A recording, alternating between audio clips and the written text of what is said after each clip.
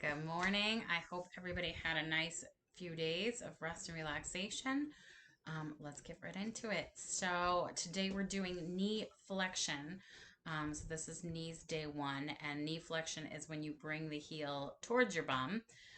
Knee extension is when you bring the heel away from your bum into a straight knee. Flexion, extension. Same with the hip. So when we did hip flexion, we brought the knee towards the nose. When we did extension, we brought it straight in line with the body and behind us. Okay, so as always, if it hurts, don't do it. If it really hurts, get it checked out. If you need an adjustment, send me a message and maybe we can figure out a better way to do it so that it's affecting the right part of your body in the right way so that it doesn't hurt. But if you don't think you should be doing that, then don't do it. All of the exercises are 3 sets to fatigue. So fatigue for you might be 5 repetitions. It might be 15. Don't go past 15 realistically. If you're finding that 3 sets of 15 is not fatiguing you out, then this exercise is not an exercise you necessarily need. It might be an exercise that is just not at a level that your body is exercising to, which is fine. They're useful to learn. You might need them if you have an injury later on, or if you want to get back into exercising, they might be really beneficial. But we're just getting our body parts moving, strengthening them up, getting them warmed up a little bit, and then stretching them out as appropriate. Okay, so take a good 30-60 seconds between exercises. You need to make sure that your muscles recover between sets. So if you 5 reps is your sort of window, you do 5 reps, you wait 30 to 60 seconds, you do 5 reps, you wait 30 to 60 seconds, you do 5 reps, you wait 30 to 60 seconds, then you move on to the next exercise. That rest is just as important as the form and the pace of the exercise. We're not rushing through anything, and we're not dragging our feet through anything. So I want them to be controlled. If you rush, you're winging your joints. You're throwing your joints around. I can do this so many times in my bicep curl. What am I doing? I'm forcing my end range elbow. I'm jamming that shoulder into the joint. Am I actually getting a full contraction? Am I opening that joint space all the way up? Am I elongating that muscle to the extent that it needs to be elongated to work the full muscle range? I'm not. And I'm just creating wear and tear on my joints. Whereas if I'm doing a slow controlled curl, I'm elongating and I'm shortening that muscle belly in the right way, shape, and form so that it's actually doing its job. I'm feeling the muscle contract, the space between the joints. I'm not feeling any pain or wear and tear on the joint spaces. I'm able to hold my posture in the correct position so that I'm getting the most out of that muscle. So, all of these, we want to feel the space between the joints, not the joints themselves. If we're feeling it in the joints, we need to either adjust the exercise that we're doing or we need to not do this exercise. This is not an exercise for us. Either it's too high or too low of a level for what our bodies are capable of doing.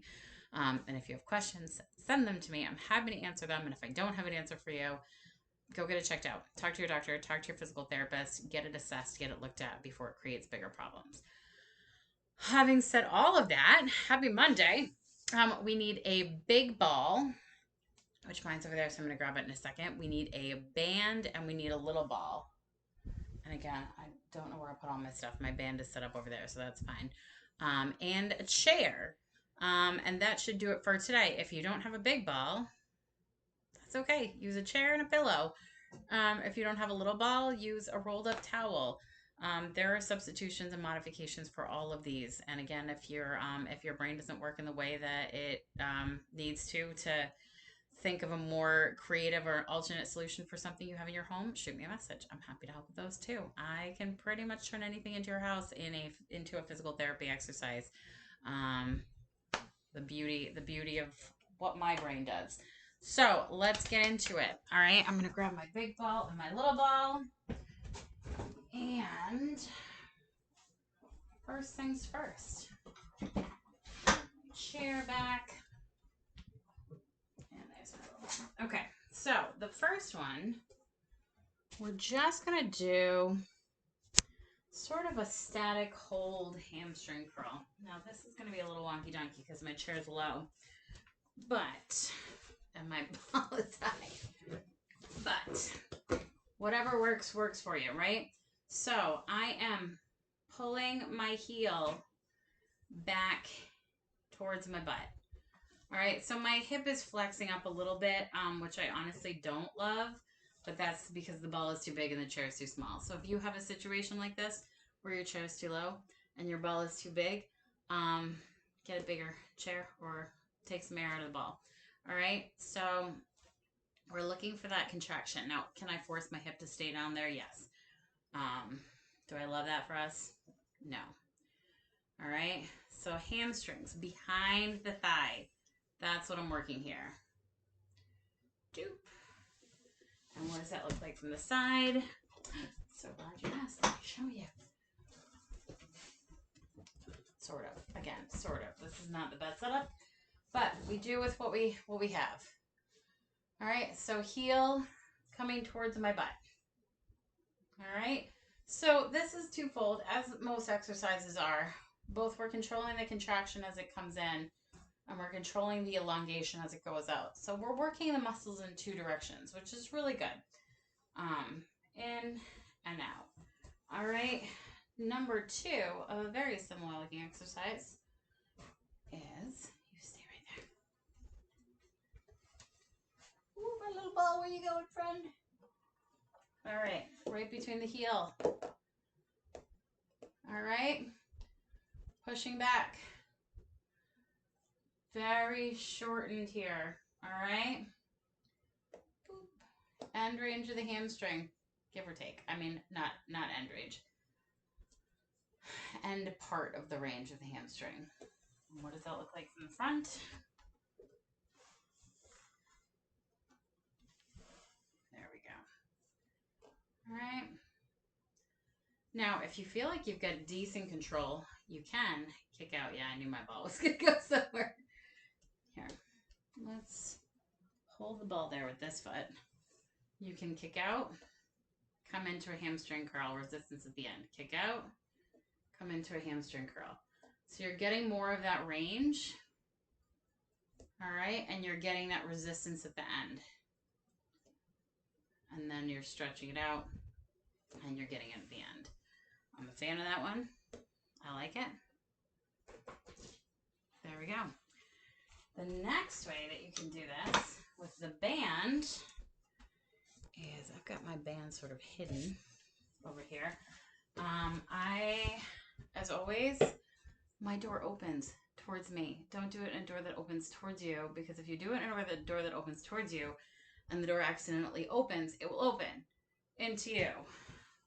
So because this is the space and situation I have, I'm just going to put my other foot against the door. This ball is my new bestie. We're friends. All right. Pulling underneath. Slowly controlling out. Pulling underneath. Hamstring curl. All right. So more or less resistance depending on what you need. But there we have it. And then the other leg. Just switching the band. Put that up there. Keep that beautiful posture just the way we like it, all right? Ears over shoulders, shoulders over hips, shoulders back and down. Beautiful space between the ears and the top of your shoulders. All right. There we go. Moving right along. Doop. All right. Get my friend out of the way. There you go, friend. Prone hamstring curl. So laying on your belly, you're just going to bring your heel to your butt. Your knee is not going to lift off the table. It's going to stay nice and still. Heel to the butt. All the way open. Oh, thank you. She's so helpful. All the way open. Heel to the butt. You can do this with both legs if you want. Slow and controlled. Both legs up. You can add a ball. If one of your hamstring curls is looking better than the other, adding a ball between your feet will give you a little bit more feedback in that loop. There we go. You can add an ankle weight or some resistance to this if you want to put a band around your ankles. All of those things, you're not going to stay there, are you? Are totally doable. All right, let's stretch them out. Okay, so first stretch, and as far as stretches go, 30 seconds to 60-second hold, 3 times, 2 to 3 times, take a rest between. So for this one, I'm going to square my hips up. There's my chair. My hips are square to the chair. Okay? Here we go. Lean forward. That is the whole kit and caboodle. So if this is where you feel like you want to be and you want to stretch your back out, that is not what we're doing. Squaring the hips off, leaning forward. This stays in a nice straight line posture. Again, the posture, you guys know, my favorite. And you're stretching a hamstring. Oh, my hamstrings are tight today. All right. Same thing on this side. Heel on the stool. Beautiful posture. Pitch forward.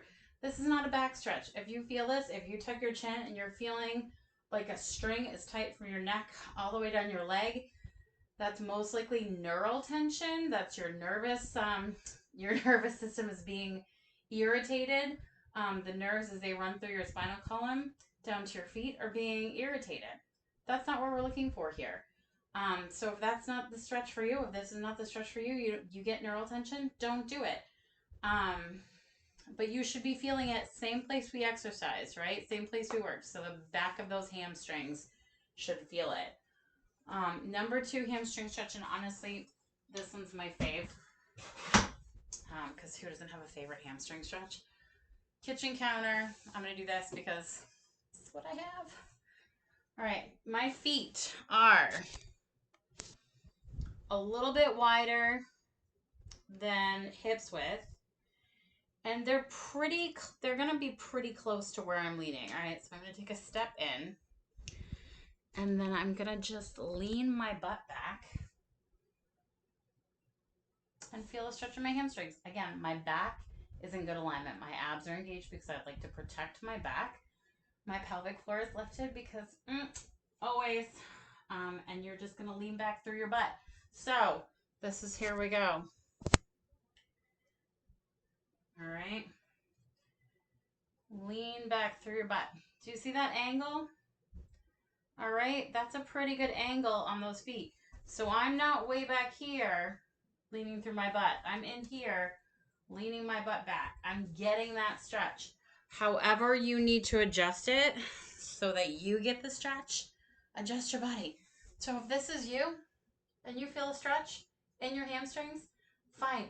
If you're all the way back here before you feel a stretch, I'm feeling it early today, guys. And that's a good thing. Sometimes you're going to be tighter and you're going to feel a stretch earlier. Do not be disappointed if you do a bunch of work and then the next 3-5 days you're really, really tight in your hamstrings. Keep moving them, keep stretching them gently. There is no pain involved with these. And you will get your sensibility back. And some days your hamstrings are just like, yes, let's do that thing. And they're nice and stretchy.